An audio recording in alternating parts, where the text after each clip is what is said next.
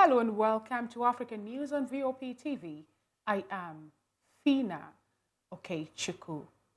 The International Labour Organization ILO has urged stakeholders to renew their commitment to eradicating child labour in Nigeria and the West African region.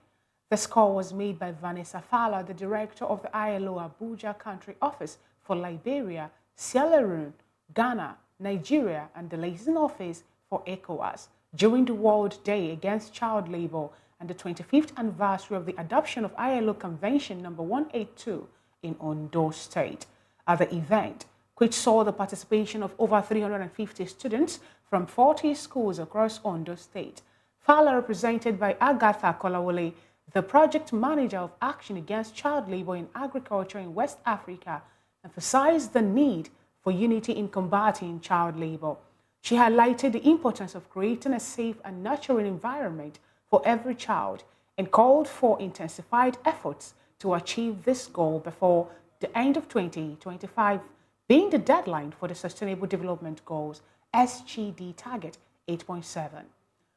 Olanike Moboroku, the controller of the Federal Ministry of Labour and Employment in Ondo State, underscored the global impact of child labour, which affects over 160 million children. She called for strengthening collaboration across various sectors to protect children's right to education, health, and a safe environment, stressing that every child deserves a childhood free from exploitation. In Cameroon, lawyers representing the 10 detained professors, refugees, and activists have expressed their frustration over the repeated non-appearance of key representatives from Nigeria and Cameroon in a matter pending before the House of Representatives Committee on Public Petitions. At the hearing, representatives of the Defense Intelligence Agency DIA, the Cameroonian High Commissioner, the United Nations High Commissioner for Refugees Coordinator, UNHCR, the Attorney General of the Federation, and the Ministry of Foreign Affairs were absent. According to Abdul Oro, a lawyer and former member of the House of Representatives, the university professors and other professionals were apprehended while in the custody of the DIA and subsequently transferred to Cameroon. He urged the federal government to employ diplomatic and political measures to ensure the release of the detainees. The lawyer stressed that it is important for all critical officials to be present at the hearing to provide their side of the story and allow for transparency. They also called for Nigeria to use its regional influence to mediate and resolve the southern Cameroon conflict, aiming to restore peace and stability to the Gulf of Guinea region. In Sudan, UNESCO Director General Audrey Azoulay has condemned the killing of journalist Muawiya Abdel Razik in Khartoum, Sudan on June 4th and called for a thorough investigation. Razik, an investigative journalist with Al Jarifa, Akhil Lazar, and Al Aqaba, was reportedly shot dead along with 3 family members. Azoulay emphasized the critical role of journalists during conflicts and the necessity of their protection. UNESCO promotes the safety of journalists through global awareness campaigns, capacity building, and the implementation of the UN Plan of Action on the safety of journalists and the issue of impunity. Still in Sudan, Ali Yagubo, a prominent commander of Sudan's Rapid Support Forces, RSF, recently blacklisted by the United States, was killed in clashes with Darfur rebel group. The news was confirmed on social media by Sudan Liberation Army leader Ako Minawi, though specific details on the location and timing remains unclear. Yagobo's death, reported through graphics video circulated by Sudan Armed Forces supporters, marks a significant blow to the RSF, which has been engaged in a prolonged conflict with the SAF. Yagobo was leading RSF operation in North Darfur at the time of his death, a region where controls remained contested. Meanwhile, the United Nations Security Council has adopted a resolution demanding Sudan's paramilitary Rapid Support Forces RSF to end their siege of El Fasher, the only Darfur capital not under their control, where over 1 million people are trapped. The resolution sponsored by Britain passed with a 14-0 vote, with Russia abstaining. The resolution urged both the RSF and the Sudanese military to cease hostilities immediately. It expresses grave concern over escalating violence and report of ethnically motivated attacks by the RSF in El Fasher and El Janina. British Ambassador Barbara Woodward emphasized the urgent need for the RSF to lift the siege and for all parties to de-escalate the conflict. Sudan's conflict has led to over 14,000 deaths and 33,000 injuries since April 2023, with roots tracing back to the genocide and war crimes in Darfur 2 decades ago. The UN envoy for children in conflict, Virginia Gamba, highlighted significant concerns over the situation of children in war-torn Sudan, followed by Congo and Haiti. Speaking at a news conference on the Secretary General's annual report and blacklist of violators, Gamba also expressed worry about children affected by Myanmar's civil war and its impact on neighboring Bangladesh. The report has, for the first time, included Israeli forces as well as Hamas and Palestinian Islamic Jihad militants for violating children's rights during the 2023 conflict. Russian forces and affiliated groups remain on the blacklist for their action in Ukraine. Gamba emphasized her deep concern for children in these conflicts, stressing the urgent need for attention to the crisis in Sudan, particularly in Darfur and Chad. The UN reports over 14,000 deaths and 33,000 injuries since the conflict in Sudan erupted in April 2023. You're watching African News on VOP TV. More stories after the break. Stay with us.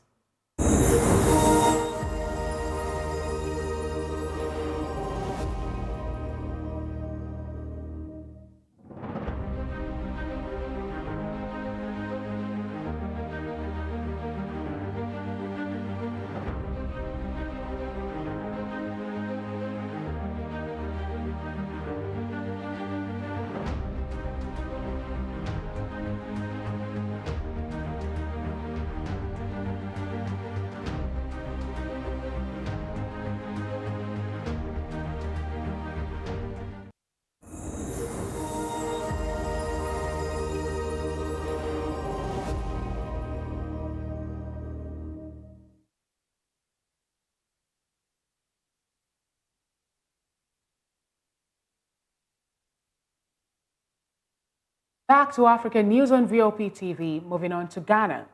In a recent address at the second edition of the Sisters Forum, the High Court Justice Miriana Salmon highlighted concerning trends of moral decay and youth indiscipline, attributing these issues to parental shortcomings and instilling discipline during a child's formative years.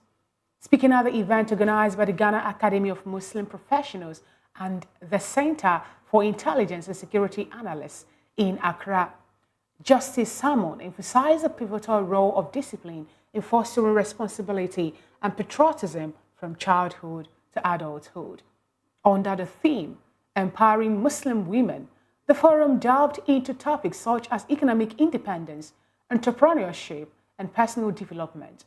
Justice Salmon, as the guest of honor, underscored the necessity for improved parenting to combat societal moral decline, urging parents to address disciplinary issues promptly to prevent them from persisting into adulthood. Hajia Hamidia Ismail, founder of the CEO of Savannah Impact, echoed the importance of women's economic empowerment for societal prosperity. She advocated for increased support for women in wealth-building endeavors, emphasizing investment in precious metals and valuable commodities to enhance financial independence and reduce expenditure, thereby creating greater value in their lives. Still in Ghana, the Constitution Review Consultative Committee, CRCC, of Ghana has proposed that the president be subjected to taxation on his salary and emoluments, setting an example for the nation, according to the committee's report. Presenting the report at the stakeholders' consultation for the potential review of the 1992 Constitution, the CRCC recommended the deletion of Article 68, subsection 5, to mandate presidential taxation. The committee further highlighted that such a move would uphold the principle of equity before the law and the rule of law. The presentation of the report to the Minister of Parliamentary Affairs marks a significant step in the review process, with the committee emphasizing the need for consequential amendments in the country's income tax laws. In a bid to tackle pressing challenges within the housing and hydrology sector, Ghana Ministry of Works and Housing is set to host the inaugural Built Environment National Conference on Housing and Hydrology in Accra next month, running from July 2nd to 4th, 2024. The three-day conference carries the theme, Enhancing Collaboration to Tackle Ghana's Housing and Hydrology Challenges.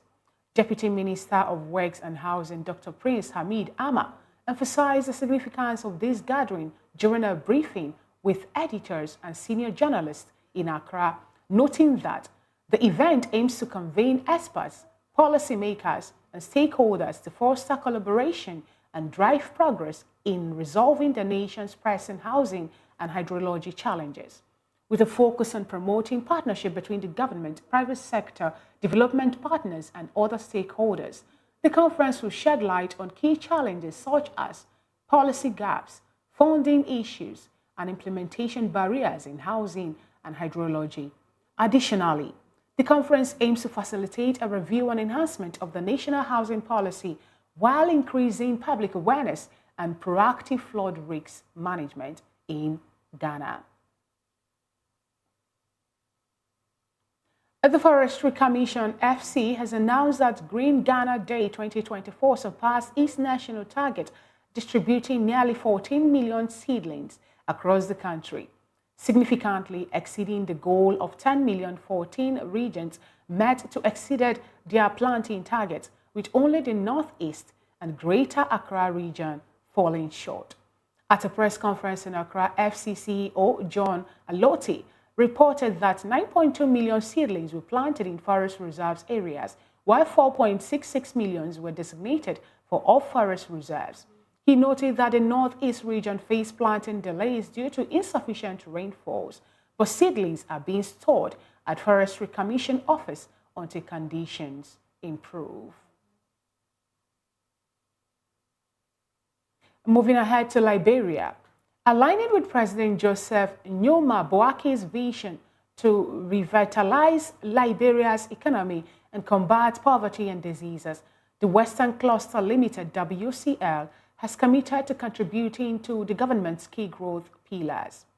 Naveen Jaju, CEO of SESA Goa Vedanta, on Thursday, 13th June 2024, cited the company's new government's key growth pillars as macroeconomic stability and infrastructural development, health, sanitation, environment, and climate change initiatives, which it commits to align its contributions. It further cited human capacity development, governance and rule of law enhancement, and women empowerment, youth, children, and social protection initiatives. Furthermore, Naveen Jaju, CEO of Vendetta Cesar Goa, the parent company of WCL, and Christopher Grifts, CEO Base Metals, Vedanta met President Boaki and extended their greetings and congratulations for his historic election win. However, WCL committed to play the role of a catalyst in fortifying the key growth pillars outlined by the new government, noting that the company intends to invest $2 billion in the next 5 years to boost the economic revitalization of Liberia.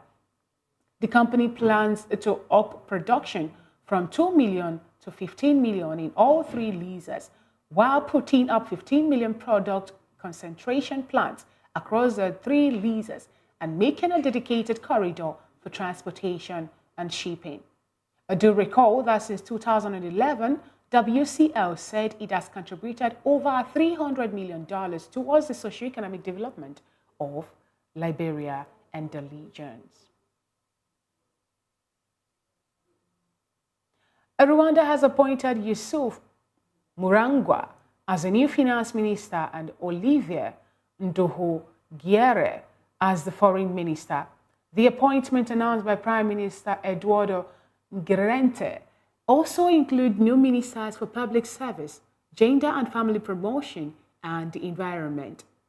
Murangwa, previously the Director General of the National Institute of Statistics of Rwanda, replaces Yuzel Ndagijimana, whose new assignment remains undisclosed. Nduhungirehe, formerly Rwanda's ambassador to the Netherlands, takes over the foreign ministry portfolio as the country prepares for its presidential election on July 15. These changes are part of the government's ongoing efforts to strengthen its administrative and policy frameworks. You're still watching the African News on VOP TV. More stories on business and sports after the break. Stay with us.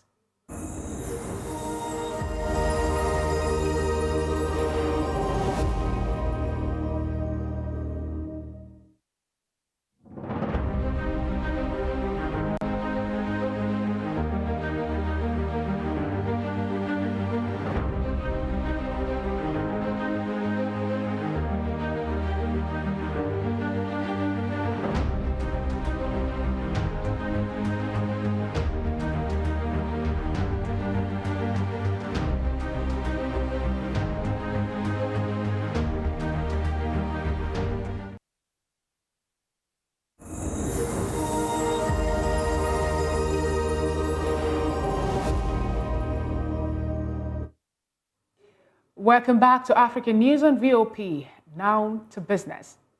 The World Bank has approved Nigeria's $2.25 billion loan request to stabilize its economy and support reforms aimed at aiding the poor. The decision follows the bold reforms initiated by President Bola Ahmed Tinubu last year, which includes the removal of a costly petrol subsidy and significant currency devaluation to stimulate economic growth. While these measures increased inflation and exacerbated the cost of living crisis, the World Bank's loan comprises $1.5 billion to back economic reforms and $750 million to accelerate revenue mobilization. The funds will assist Nigeria in raising non-oil revenues, promoting fiscal sustainability, delivering quality public services, as emphasized by the World Bank's statement. Ghana and its bondholders are set to restart negotiations next week to finalize a debt restructuring deal on $13 billion of international bonds. The talks, which stalled in April due to UNMET IMF debt sustainability analysis requirements, will resume following a recent agreement with official creditors. The resumed discussion will focus on aligning the new deal with the IMF's updated debt sustainability targets. Ghana's economic situation has shown improvement, increasing the likelihood of a complaint agreement. The outcome is crucial as Ghana seeks to address the external debt challenges exacerbated by the pandemic and global economic pressures. Still in business, the director of the Center for National Resources and Environmental Management, CNREME, Solomon Kwawukume, has advocated for the implementation of Mineral Production Sharing Agreement, MPSA, to enhance the benefits from Ghana's extractive industry. Speaking at a seminar in Accra, Kwawukume highlighted that the current hybrid system, based on the Petroleum Exploitation and Production the Act of 2016, is increasingly disadvantageous to the country due to three major fiscal challenges. He identified inflated capital costs of transfer pricing, excessive operational and administrative expenses, and underpricing through sales to affiliated companies below market rates as key issues. These flaws, Kwawokume noted, are reducing taxable profits and consequently the tax revenue due to the host countries. And moving on to sports, the upcoming match between Nepal and South Africa in the T20 World Cup is expected to be a thrilling encounter, with South Africa having a slight upper hand due to their strong batting lineup and experienced bowlers. However, Nepal's spinners and all-rounds could pose a challenge to South Africa if they utilize a slow pitch at Anos Vale Stadium effectively. The pitch is anticipated to slow down as the game progresses, making it difficult to batsmen to score runs quickly. This could work in favor of Nepal's spinners, who are expected to play a crucial role in controlling the run rate and taking wickets. Additionally, Nepal's all-rounders will need to step up and contribute with both bat and ball to give their team a chance to win. On the other hand, South Africa's batting lineup boasts experienced players who have performed well in previous matches. Their bowlers have also been in good form, and they have a strong chance of restricting Nepal's score. However, South Africa should not underestimate Nepal's capabilities, as they have shown in the past that they can surprise stronger teams with their spin bowling and all-round performance.